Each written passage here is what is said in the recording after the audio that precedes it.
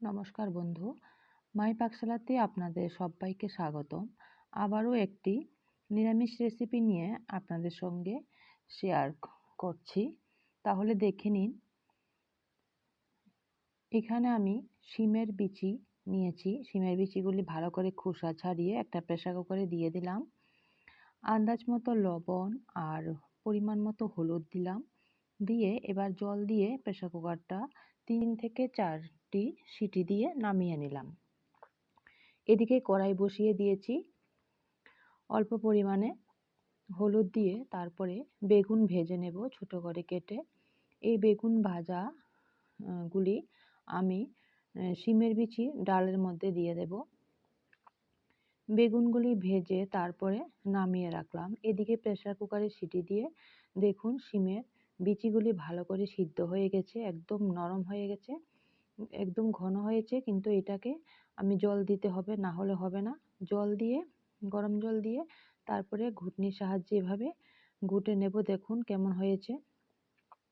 এবার সম্বার দিব, যা যা লাগে সম্বার দিতে, যেমন শুকনো লঙ্কা লাগে, তেজপাতা লাগে। তারপরে দিয়ে দেব পাঁচফোড়ন। তারপরে এখানে হাফ ইঞ্চির মতো আদা গ্রেট করে দিয়েছি।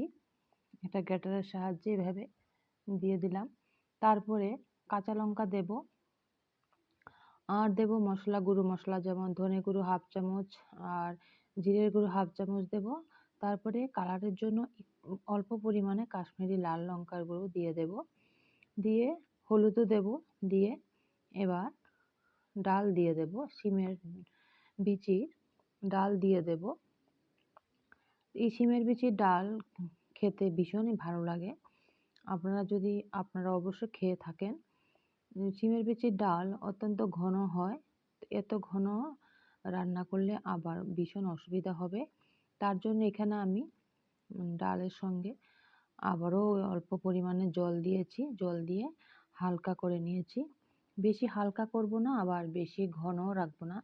একটা মিডিয়াম ভাবে ডালটা রান্না করব।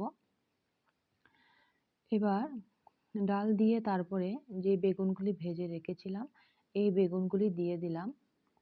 এই শিমের বিচির ডাল বেগুন দিয়ে খেতে ভালো লাগে। বেগুন ছোট ছোট করে এভাবে কেটে দিলে এটাই খেতে ভালো লাগে।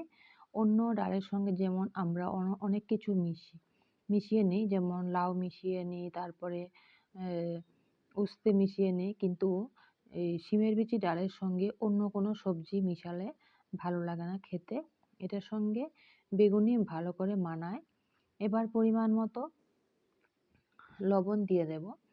দিয়ে তারপরে 3 থেকে 4 মিনিটের মতো এভাবে ফুটে উঠবে।